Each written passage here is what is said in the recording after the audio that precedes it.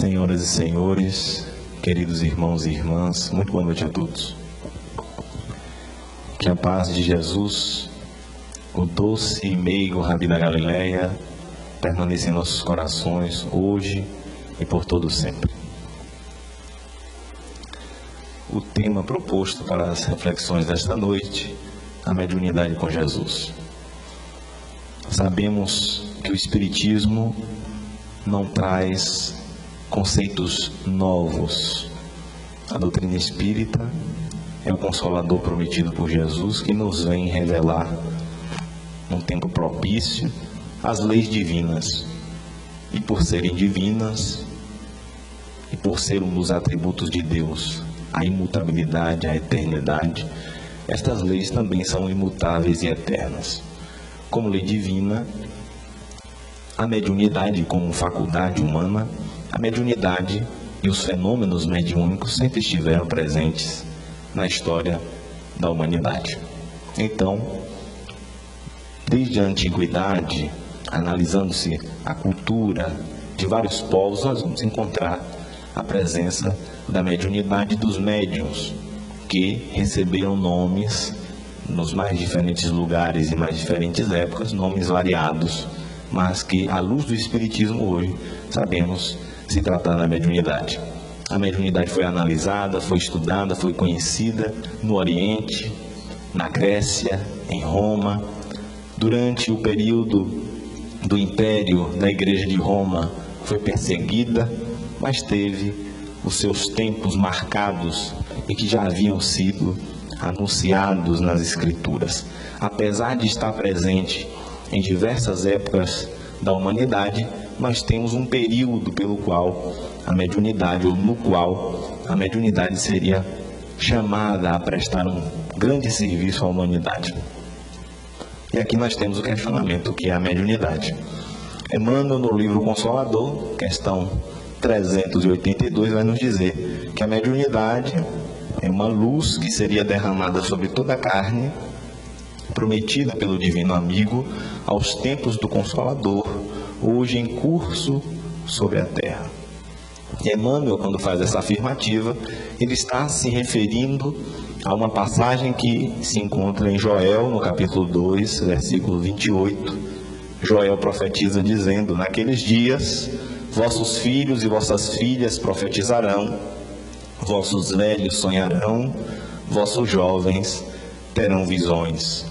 Então nós percebemos que existem dias marcados, um período determinado, no qual a mediunidade seria convidada a prestar um serviço à humanidade. E Emmanuel, mais uma vez, no livro A Caminho da Luz, vai dizer: o Espiritismo veio na hora psicológica das grandes transformações alentar o espírito humano. E aí nós entendemos que esta hora psicológica, essa hora de grandes transformações, que a mediunidade é convidada a compor este arcabouço de acontecimentos que transformarão a face da Terra, nós sabemos que ela surge quando do surgimento do Espiritismo no século XIX, no então berço cultural do mundo, a França, e o Espiritismo traz uma proposta para a mediunidade, porque nós temos a mediunidade, como já foi dito, em vários segmentos religiosos, em vários povos, de modo que o indivíduo que se autoproclama médium não significa que ele seja um médium espírita, não significa que ele adote a proposta da mediunidade com Jesus, que é a proposta espírita. Então, a mediunidade com Jesus pode ser resumida nesta passagem evangélica, registrada por Mateus no capítulo 10, versículo 8, quando Jesus reúne os apóstolos e recomenda: curai os enfermos, limpai os leprosos, ressuscitai os mortos, expulsai os demônios. De graça recebestes, de graça dai. E esse de graça recebestes, de graça dai, é um resumo da proposta da mediunidade com Jesus. Porque um dos pilares do Espiritismo é esclarecer de que nós não poderemos utilizar a mediunidade como meio de angariar recursos, porque nenhum esforço é desprendido por nenhum médium por nenhum indivíduo que possui essa faculdade para possuí-la. É nos ofertada de graça, é uma luz, é uma bênção, é uma ferramenta que é disponibilizada e nenhum esforço, nenhuma energia de nossa parte é dispendiada. Porque o médico, por exemplo, é lícito cobrar após a sua formação, porque nos diz Bezerra, o médico despende muitas energias, muitos recursos, muitas vezes até o sacrifício para poder se formar em medicina. Então nada mais justo que depois ele viva disso. Mas o médium nada fez para poder possuir a mediunidade. E nós percebemos a grandeza da proposta espírita porque ao longo da história os médiuns, nos mais variados segmentos religiosos, eles foram vistos como seres privilegiados, dotados de uma faculdade extraordinária. Os fenômenos mediúnicos sempre estiveram atrelados ao sobrenatural e ao miraculoso.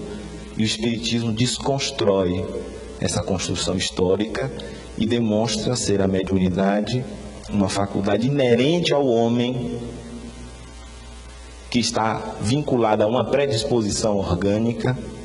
É uma faculdade da alma, nós vamos ver, que é comum a todos nós num grau maior ou menor possuímos-la, porque a mediunidade é esta capacidade de percepção e de interação com o mundo espiritual, e todos nós a temos, em um maior ou menor grau. Todos nós influenciamos e somos influenciados por este mundo espiritual, conforme nos diz o apóstolo Paulo no livro dos Espíritos, que enquanto o microscópio nos revelou o mundo dos infinitamente pequenos e o telescópio nos revelou o mundo dos infinitamente grandes, a mediunidade nos revela o mundo espiritual que nos cerca, que nos acotovela, que nós muitas vezes não damos conta.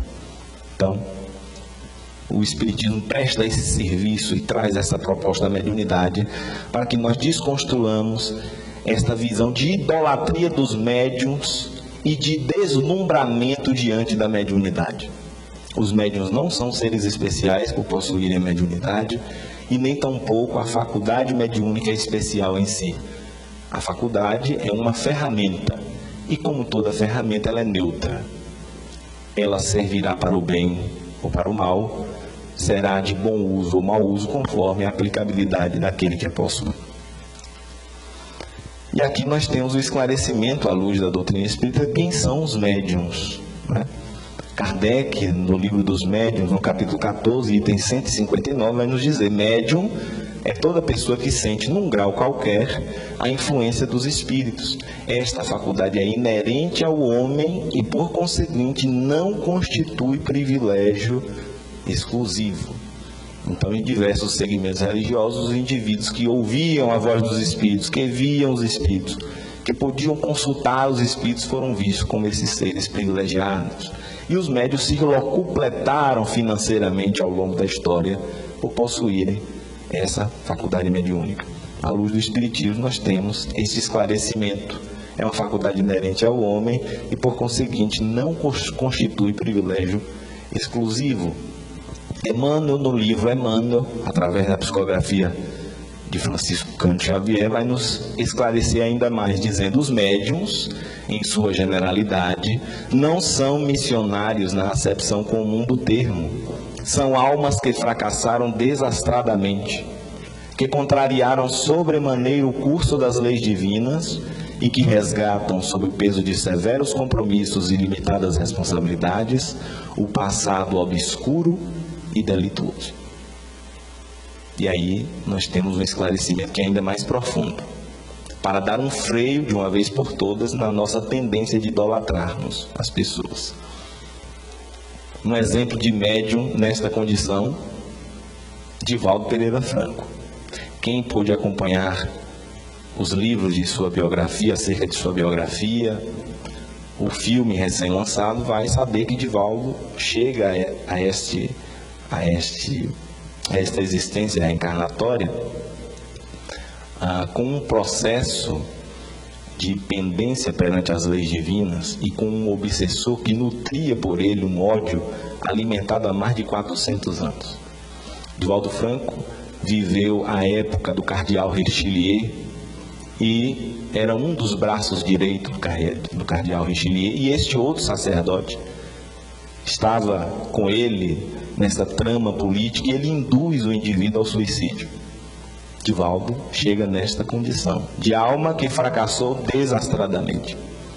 E aí nós temos um exemplo, porque os médiuns no geral estão nesta condição, mas nós poderemos, através de uma boa condução da ferramenta mediunidade, de um aproveitamento da mediunidade como bênção, como oportunidade de melhorar-se, nós poderemos, através disso, fazer da mediunidade uma mediunidade missionária, como o fez Divaldo Pereira Franco.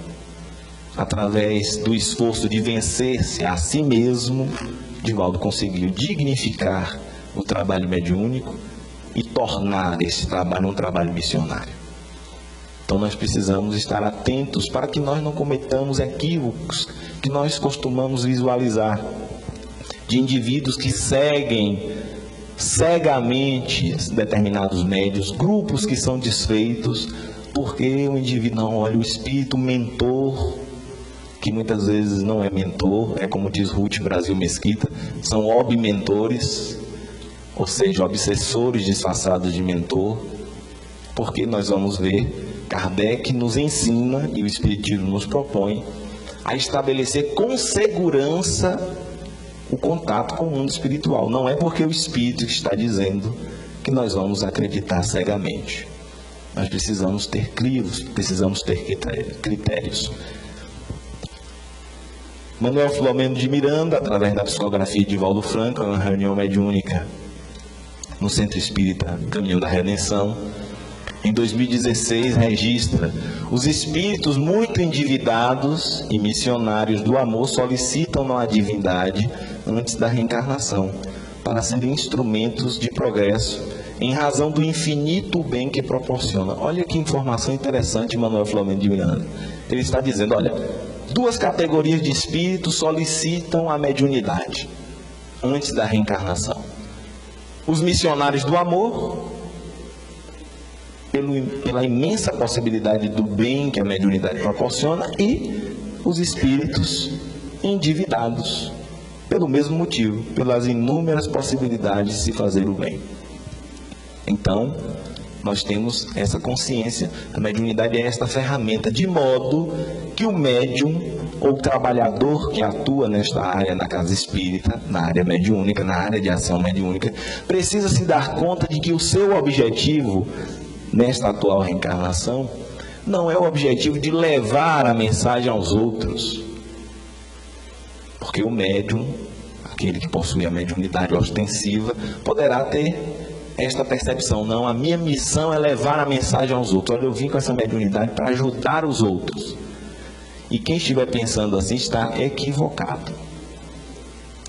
Estejamos desempenhando qual papel for na casa espírita, facilitando grupos de estudo, fazendo palestras públicas, sendo dirigentes, sendo médiuns, enfim, desempenhando a função que for, a nossa missão é trazer a mensagem para nós. É a missão de se modificar, de conhecer-se a si mesmo e de transformar-se. Esse é o objetivo do Espiritismo em nossas vidas. O médium que está achando que a missão dele é levar a mensagem aos outros, iluminar os outros.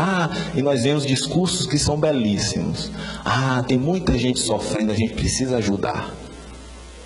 A gente não pode oferecer aquilo que nós não temos. Os Espíritos nos esclarecem: o dever é a obrigação moral, primeiro para consigo, depois para com o próximo. E muitas vezes a gente quer inverter a ordem. A gente nem se ajustou ainda e a gente quer ajudar o outro.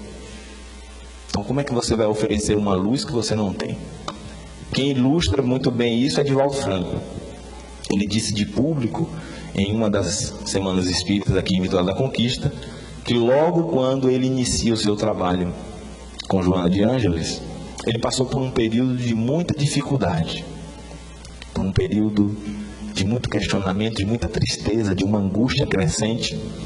E ele relata que ela chegava, como de costume, às madrugadas, realizava o trabalho de psicografia, se despedia e ia embora. E ele diz que à medida que aquela angústia ia crescendo, ele se questionava, mas será que ela não vai dizer nada? E um dia, quando a angústia chega no ápice, ele então pede um momento a ela. Ela vira-se para ele e diz, pois não, meu irmão. E ele diz, olha, nem parece que a senhora é minha guia, porque não é possível que a guia não saiba o que sofre o seu guiado. Eu estou há dias angustiado, estou há dias aflito, e a senhora chega e escreve uma página atrás da outra e não escreve uma frasezinha para mim. Será que a senhora não poderia escrever nem que seja uma linha para mim? E Divaldo diz então que ela olha para ele com aquele olhar de freira, balança a cabeça e diz, meu senhor, o senhor está equivocado. Tudo, absolutamente tudo que eu escrevo é para o Senhor. Cada ponto e cada vírgula é para o Senhor. Chega para as outras pessoas como uma consequência natural do trabalho, mas tudo, absolutamente tudo é para o Senhor. Se despediu e saiu. E ele então diz que, envergonhado, deu-se conta de que o primeiro a ser atingido com aquela mensagem deveria ser ele e não os outros. E é essa a percepção que o Espiritismo nos traz. A mensagem é primeiramente para nós. Quando eu aqui vos falo, o ouvido mais próximo da minha boca são os meus mesmos.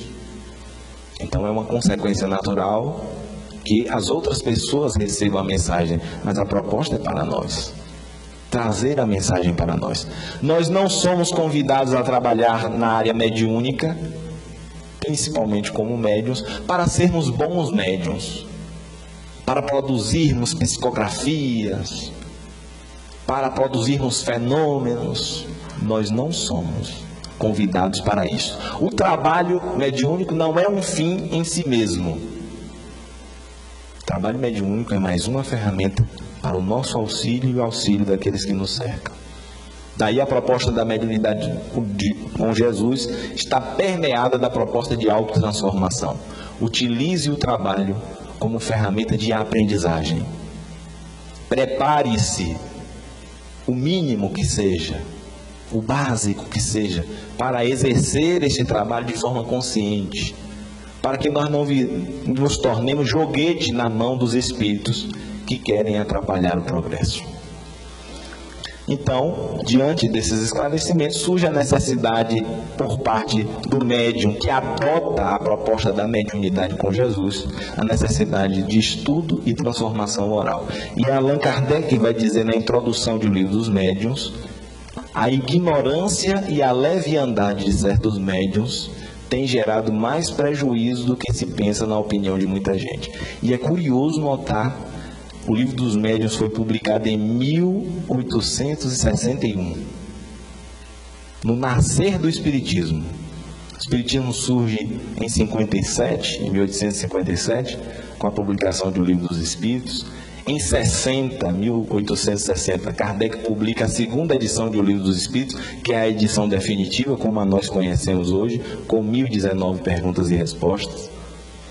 E um ano depois, em 1861, ele publica o Livro dos Médiuns. E já em 1861, Kardec percebia os embaraços, as situações difíceis geradas pela falta de conhecimento da faculdade em si, do que acontece com o indivíduo, e a leviandade, ou seja, a falta de transformação moral, a falta de moralidade, que deve ser um caminho a ser, um objetivo a ser atingido, a ser buscado por todo cristão convicto. E Kardec nos esclarece acerca da reunião mediúnica, né? Que é esta reunião que muitos têm curiosidade, e aí, poxa, eu gostaria de conhecer a reunião mediúnica. E algumas pessoas dizem, mas os espíritas tratam a reunião mediúnica como uma coisa, né, quase inatingível.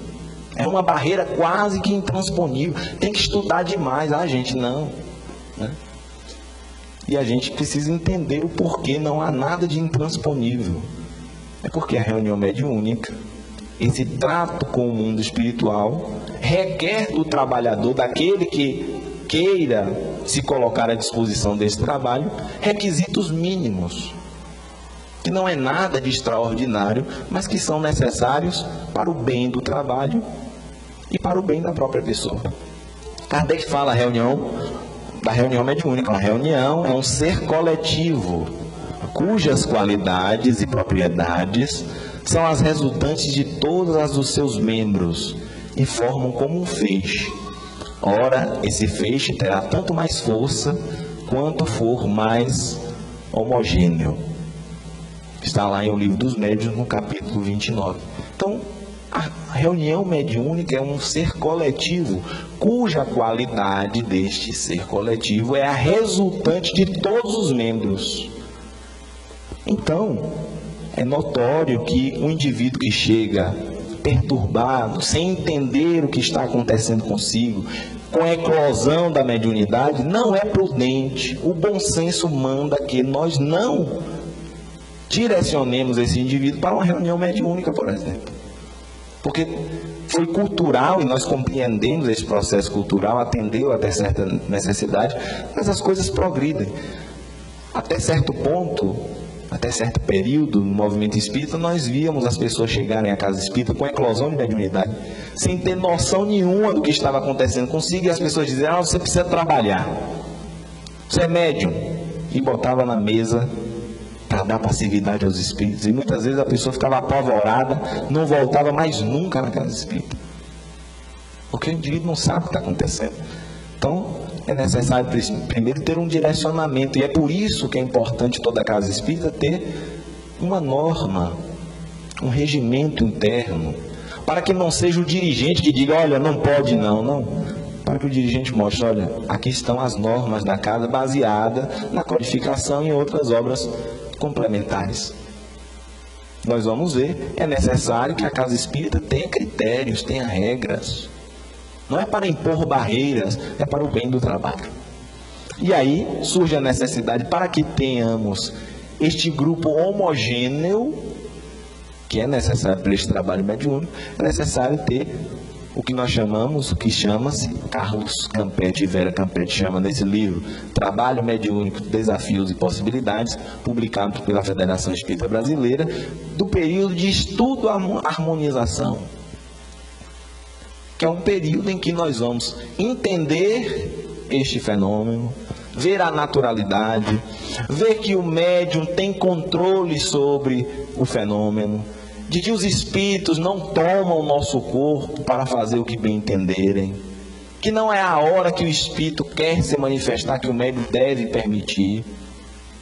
E tem pessoas que dizem: não, porque eu sou médium inconsciente. Então, quando o espírito me toma, eu não tenho consciência do que está acontecendo. Isso é um mito. Apesar de muitos indivíduos realmente entrarem nesse transe mais profundo, de modo que quando finaliza-se o transe, ele não se recorda do que aconteceu, nós sabemos que durante o processo o médium tem total controle sobre a comunicação. De modo que é um absurdo, por exemplo, o espírito querer quebrar a mesa, jogar a cadeira para cima, bater no dialogador e o médium permitir. Porque nós não podemos transferir a culpa para o espírito. A responsabilidade é do médium, que não educou a sua faculdade o suficiente. E o estudo nos dá esta possibilidade de entendermos, de termos um controle, de educarmos os nossos sentimentos, nos conhecermos a faculdade a qual possuímos. Então, são motivos básicos para a formação de um grupo mediúnico: estudo e a prática do espiritismo.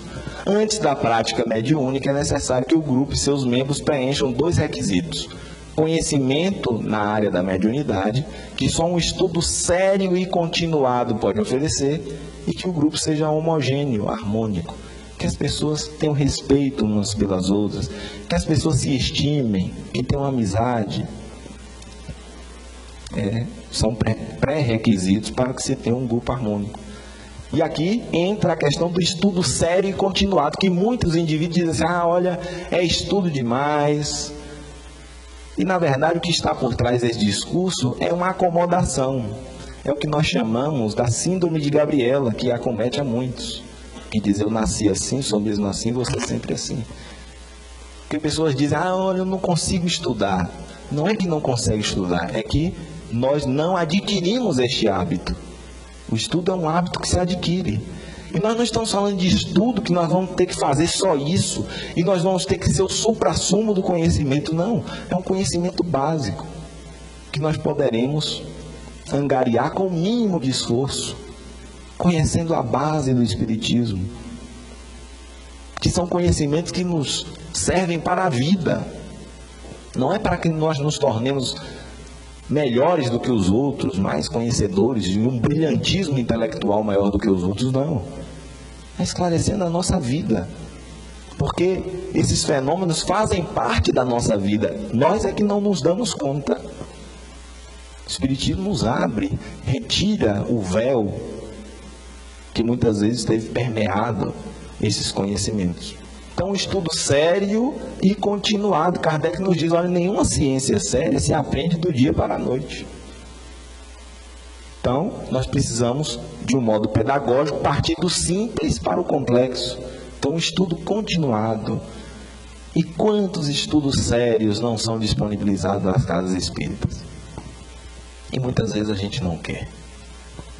E a gente reflete. Os primeiros cristãos... Dos primeiros cristãos foram exigidas vidas físicas. Aqueles que seguiram Jesus nos primeiros 300 anos de cristianismo, eles precisaram derramar o seu sangue. Os apóstolos, a maioria deles, foram martirizados. Os primeiros cristãos desceram aos circos romanos. Foram devorados pelas feras. Foram decapitados, apedrejados. E eles cumpriram muito bem o seu papel. Conseguiram dar conta. De modo que a literatura espírita registra que quando eles desciam aos circos para serem devorados pelas feras, eles diziam, Ave Cristo, os que vão viver para sempre te saúdam. Tamanha a compreensão daqueles cristãos de entenderem a proposta do Cristo. A mensagem de imortalidade que Jesus nos deixou. A mensagem de esperança. E hoje em dia nós não somos mais martirizados. Quem se disser espírita, em praça pública ou em qualquer lugar, não vai ser apedrejado, não vai ser ridicularizado, principalmente em grandes centros, em cidades maiores como Conquista. Existem lugares que se dizer espírita é até status, né? A pessoa olha, espírita, né? Então de nós, hoje em dia, não é exigida a vida física, é exigida a vida fútil. As nossas vidas fúteis. E muitas vezes nós não temos dado conta desta proposta. De abrir mão das nossas vidas fúteis para adotar e abraçar uma proposta séria, que tem como finalidade os nossos caminhos de redenção. Para que nós possamos vencer a nós mesmos, aprender com o enredo desses espíritos. Eu costumo dizer, a minha vida no espiritismo tem um momento antes de trabalhar na área mediúnica e depois de trabalhar na área mediúnica. Eu não sou médium ostensivo, eu costumo dizer, eu sou um radinho sem pilha e quebrado. Eu não vejo, não ouço, não percebo nada. Mas trabalho com o dialogando com os espíritos, né? Então, existem inúmeras possibilidades de trabalho e muitas vezes nós caminhamos distraídos. Quanto bem a se fazer. Joana de Anjos, no recém-lançado livro Luz nas Trevas, diz: quanto trabalho sério não existem nos núcleos espíritas, necessitando de trabalhadores conscientes para o bom funcionamento. E nós devemos nos questionar, será o que eu posso fazer que ainda não faço? Ou será que eu estou contribuindo da melhor forma onde estou? Será que estou adotando essa proposta do estudo sério, continuado, de vencer a mim mesmo? Ou estou utilizando o trabalho, né, me apegando aos fenômenos, fazendo o trabalho maquinalmente? Nós precisamos nos questionar. avaliar a nossa conduta. Kardec nos fala da importância da seleção de candidatos para esse trabalho. Ele diz, infelizmente, e ele está afirmando isso também em 1861 na Revista Espírita, uma edição de dezembro. Infelizmente, quando criamos um grupo, somos muito pouco rigorosos na escolha, porque, antes de tudo, queremos formar um núcleo. Para nele ser admitido, basta, na maioria das vezes, um simples desejo ou uma adesão qualquer às ideias gerais do Espiritismo. Só mais tarde é que percebemos ter facilitado em demasia a admissão.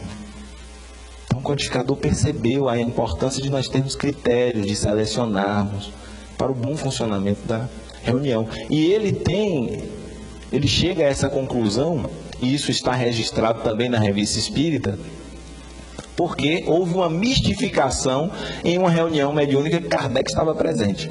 Ele evoca o espírito São Luís, que era um dos espíritos que coordenava os trabalhos da concretização do Consolador na Terra, e um espírito zombeteiro da comunicação, e ele percebe, pelo teor da comunicação, que não se tratava de São Luís. E depois, em uma outra oportunidade, ele então questiona São Luís, fala, olha, evocando-se os espíritos superiores, os senhores permitem que um espírito zombeteiro venha atrapalhar o trabalho?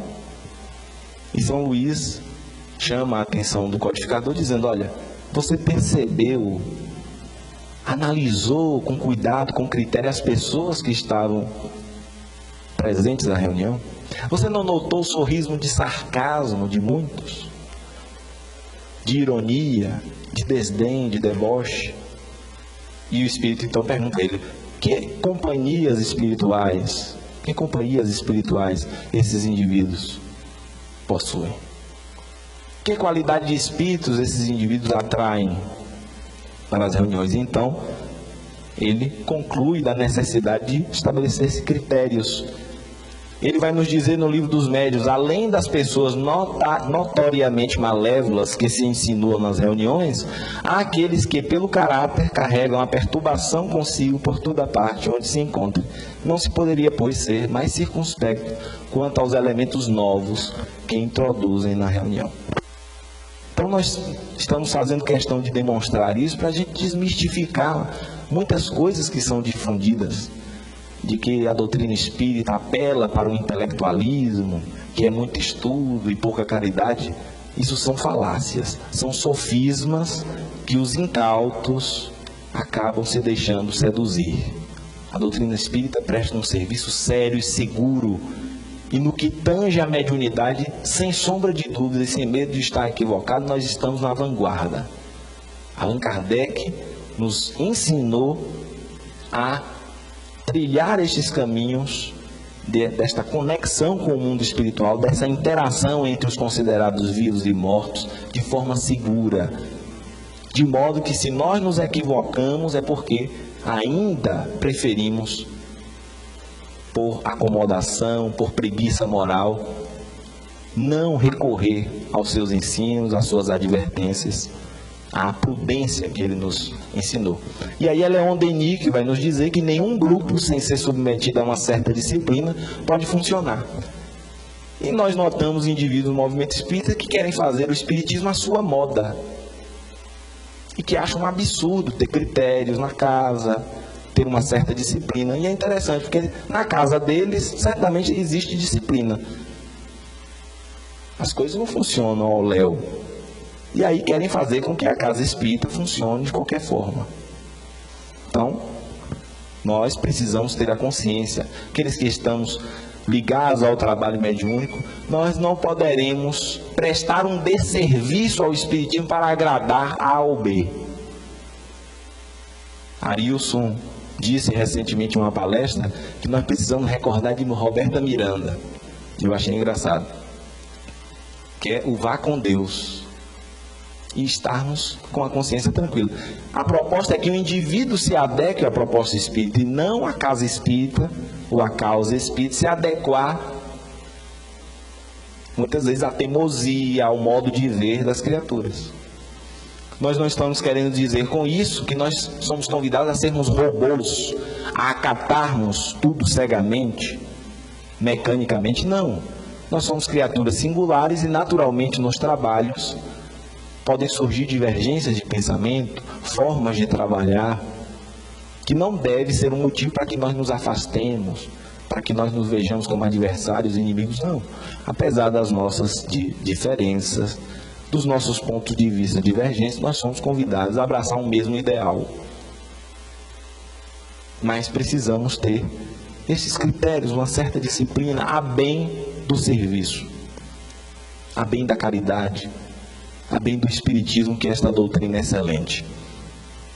Um companheiro, Gerry Roberto Almeida, lá da Federação Espírita do Estado de Goiás, publica um livro, A Convivência na Casa Espírita. Ele diz: as atividades de qualquer centro espírita necessitam obedecer a certas disciplinas e os trabalhadores e estudantes necessitam estar inseridos nesse contexto para o bom funcionamento da instituição. E aí é um companheiro, Alírio Cerqueira, que diz algo muito interessante. Ele diz assim: é o trabalhador que precisa do trabalho e não o trabalho do trabalhador. Nós precisamos nos dar conta que somos nós que precisamos disputar a oportunidade de servir.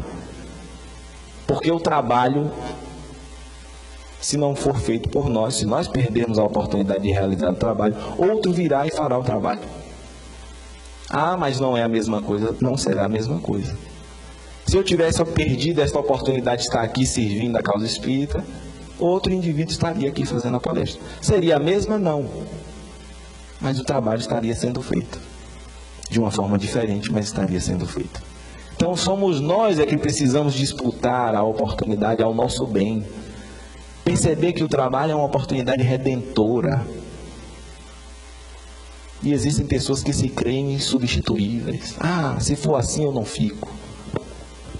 E nós precisamos estar muito tranquilos. Kardec teve essa postura. Os médiuns vaidosos, que muitas vezes exigiam dele: olha, eu quero que meu nome esteja aí na publicação do Livro dos Espíritos. Por que você não publica o nome? E nos diz o relato bibliográfico, ele simplesmente abandonava os médiuns e ia procurar outro para trabalhar. E ele foi acusado de falta de caridade. Nossa, de falta de caridade, você simplesmente tem abandonado as pessoas. E ele diz: olha gente, eu não tenho tempo. Meu tempo é curto, é muito trabalho para fazer, então. E foi procurar outra pessoa. Então, nós precisamos estar dispostos a enfrentar, não é forças externas, não são forças externas, mas enfrentarmos a nós mesmos, porque muitas vezes nós nos deixamos contaminar pelo melindre, a suscetibilidade. Como diz minha avó, nós fazemos muxoxo com tudo. Birra, né? Fazemos bico. É o fantasma das casas espíritas, o melindre. Não se pode falar nada, não se pode pontuar nada, que nós já estamos ficando suscetíveis. Um dos pontos que o Espiritismo elucida é que a culpa não é dos espíritos. Nós temos uma tendência natural de transferirmos a culpa. No processo de desenvolvimento religioso, nós criamos a figura arquetípica do demônio para justificar os nossos erros. E aqui na doutrina espírita nós não poderemos cometer os mesmos erros, de achar que tudo é espírito. Ah, não, olha, está obsidiado. Não, olha, fez isso porque estava obsidiado. E nós aprendemos, a obsessão está ligada à brecha que nós damos. Somos nós, com o nosso padrão de comportamento, os nossos hábitos de sentimentos, de pensamentos, que atraímos as nossas companhias espirituais. De modo que nós não podemos culpar os espíritos. E nem alimentar a ideia de que nessa história de obsessor e obsidiado existe o bonzinho e o mauzinho. Porque com a proposta da desobsessão e à luz da reencarnação, nós sabemos que a vítima de hoje foi o algoz de ontem. E o algoz de hoje foi a vítima. A vítima de hoje foi o algoz de ontem. E o algoz de hoje foi a vítima de ontem. Então os papéis se invertem. E é por isso que a gente precisa ter critério, entender este mecanismo. Porque, por exemplo, eu já presenciei um trabalho em uma cidade circunvizinha, que eu fui para fazer uma palestra, e o pessoal no outro dia tinha uma reunião mediúnica e nos pediu para presenciarmos, para nós avaliarmos. darmos uma opinião. E aí nós presenciamos um dialogador ser um tanto quanto ríspido com o espírito. E dizer: olha, meu irmão, você chegou a hora de você abandonar esse caminho. Tanto tempo alimentando ódio, olha, você precisa tomar um prumo na sua vida.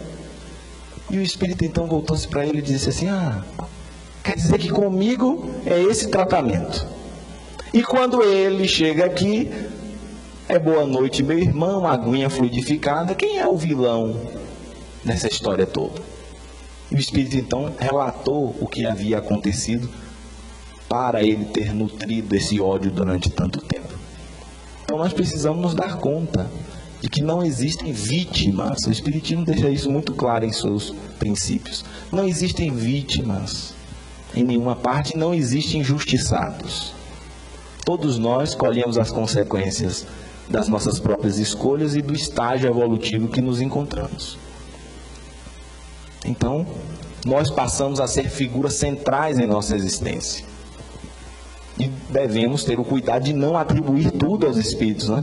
Esse aqui é uma ilustração do livro Voltei, psicografado por Francisco Cândido Xavier, que foi um companheiro espírita que trabalhou no movimento espírita como nós, desencarnou e voltou 2 anos depois, através da publicação desse livro, para dizer a realidade que ele encontrou. E num dos trechos do livro, ele está voltando ao centro espírita no qual ele trabalhava, que ficava no Rio de Janeiro, e quando ele está se aproximando do centro espírita, ele passa a observar os transeuntes na orla do rio, próximo à praia. E ele então registra: olha, a maioria dos encarnados estão acompanhados por espíritos obsessores. Uma pequena parcela está acompanhada por espíritos familiares e simpáticos. E a gente pode ter uma impressão: então os espíritos maus estão à solta para nos atrapalhar? Não, somos nós, com o nosso padrão de comportamento, de pensamento, de sentimento, é que atraímos este tipo de espíritos. De modo que nós espíritas, com a proposta da mediunidade com Jesus, não devemos ficar esperando que o mentor, que os espíritos venham solucionar as nossas questões, porque os espíritos irão sim nos ajudar. Mas nós precisamos recordar Jesus: ajuda-te, que o céu te ajudará. Ou seja, se você não se transforma, e aí Jesus fala, tem uma outra passagem muito significativa que ele diz: olha, se você limpa a casa e não trata de trancar as portas, saem 1 e voltam 7. E o que é trancar as portas? É modificar-se. Porque diante de um caso de obsessão, por exemplo, nós poderemos até convencer o espírito. Vibramos pelo nome de alguém, e muitas vezes através do trabalho mediúnico, através do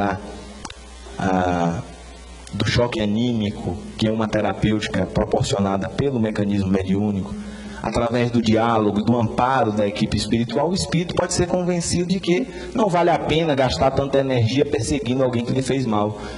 E ele toma resoluções de renovar sua existência e de seguir o seu caminho. Mas se o indivíduo continua tendo o mesmo padrão de comportamento, ele vai atrair espíritos de igual condição àquele que atrapalhava. Então, por isso que Joana de Ângeles vai nos dizer: a maior terapêutica na casa espírita é o Evangelho de Jesus. Porque o Evangelho de Jesus nos convida à transformação, nos convida a construir este reino de Deus em nós, que é a viagem para dentro de nós que tantas vezes nós negligenciamos. E se somos médiums, precisamos ter essa consciência de que a faculdade é mais uma ferramenta para esse autodescobrimento. É mais uma ferramenta para se melhorar. É mais uma oportunidade de trabalho. E aqui, a desobsessão que é feita na casa espírita. Nenhuma outra doutrina no mundo realiza a desobsessão. Só o Espiritismo realiza a desobsessão. Nós temos outras práticas. Nós temos o exorcismo, que é a expulsão dos chamados demônios, dos espíritos maus, que tem lá sua eficácia momentânea, mas que a longo prazo não resolve o problema. A desobsessão, nós tratamos tanto o obsidiado, ou seja, aquele que sofre a constrição por um espírito desencarnado, quanto o obsessor. E tratamos todos como irmãos. E é curioso notar que muitos espíritos chegam à casa espírita dizendo nas reuniões médicas: eu não sou demônio, não. porque em outros segmentos são tratados como demônio, né? Sai demônio. E nas nossas casas espíritas, por saber que se tratam de espíritos ainda no caminho do mal, mas que são como nós, da mesma essência, e no reino de Deus, nas leis divinas, não existe ninguém que valha mais do que ninguém. Todos nós valemos um denário, ou seja, temos o mesmo valor diante de Deus, porque temos as mesmas oportunidades, fomos criados em iguais condições. O que nos diferencia são as escolhas que fazemos, ou o período no qual fomos criados, ou seja, existem uns mais experientes do que outros. Nós somos convidados a nos respeitar como irmãos. E eis aí um grande exercício que a mediunidade com Jesus nos proporciona, de termos profundo respeito a esses que muitas vezes querem atrapalhar as nossas vidas, que nutrem ódios, porque não é por acaso. É o exercício sublime do amor que a mediunidade com Jesus nos proporciona. Uma outra pergunta: deve-se crer em todos os espíritos? Nós já até introduzimos isso. João, e isso é uma recomendação que o evangelista já nos traz aos tempos do Cristo.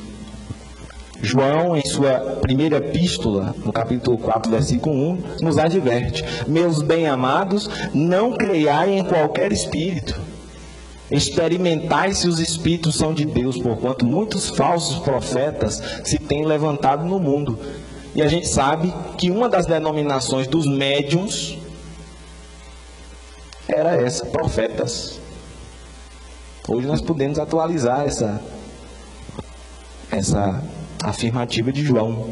Muitos falsos médiuns se têm levantado no mundo, ou médiuns fascinados por espíritos pseudo-sábios, que falam coisas que aparentemente têm coerência, mas que no fundo disseminam as dissensões.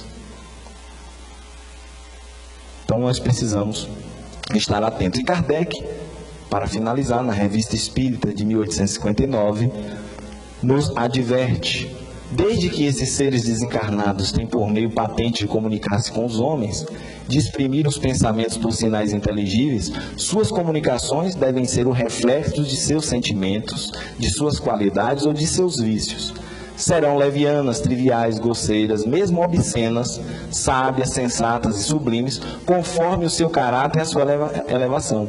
Revelam-se por sua própria linguagem, daí a necessidade de não se aceitar cegamente tudo quanto vem do mundo oculto e submetê-lo a um controle severo. E aí é curioso notar que muitos médiuns se melindram quando os companheiros de trabalho analisam, avaliam o teor das comunicações. Os médiuns dizem: não é possível. E Chico Xavier nos adverte: não existem médiuns infalíveis. E muitas vezes os próprios mentores permitem que espíritos de categoria leviana, grosseira, tragam mensagem através dos espíritos como um teste para a vaidade do médium, para ver se ele acatará a advertência, a sugestão dos companheiros. Então nós precisamos ficar atentos. Não é porque o espírito diz que é Bezerra de Menezes, e é tanto Bezerra de Menezes que a gente vê por aí. E quando nós vamos analisar o conteúdo da mensagem, Bezerra de Menezes passou longe. Pode ser qualquer outro Bezerra, menos o de Menezes. Não é porque o Espírito diz que é o mentor da casa que a gente vai seguir cegamente. Eu já estive em uma casa espírita que um trabalhador me apresentou a casa e me mostrou com muita empolgação e disse: olha, esse banheiro que era ali está aqui porque o mentor da casa pediu para botar aqui. E eu fiquei me questionando: meu Deus do céu, o mentor que se preocupa com posição de banheiro. E nós precisamos nos questionar: olha, se fosse para os espíritos dizerem tudo, qual mérito nós teríamos? Então, estar conectado com essas informações, com a mensagem espírita, que é simples, que é acessível, nos faz compreender e estar prevenidos, precavidos desses escolhos, dessas dificuldades, ao estabelecermos contato com o mundo espiritual. E finalizando, nós trazemos Emmanuel quando nos adverte: na tarefa cristã, começar é fácil, continuar é difícil, e chegar ao fim é crucificar-se. Então, muitas vezes nós percebemos indivíduos que chegam à casa espírita e se empolgam, porque começar é fácil. E o espiritismo é muito sedutor, é muito interessante, é muito instigante.